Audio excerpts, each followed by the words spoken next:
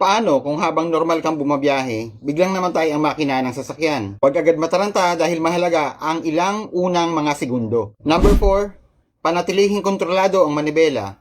Kapag namatay ang makina, maaring bumigat ang steering wheel at preno. Hawakan na maayos ang manibela at huwag biglaang kumabig. Number 3, i-on ang hazard lights at humanap ng ligtas na paghihintuan.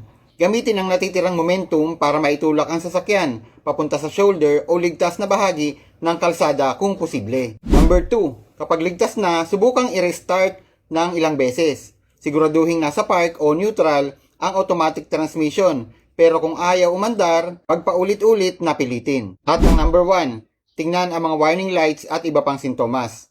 Maaring may problema sa charging system, fuel supply, overheating, sensor o electrical system.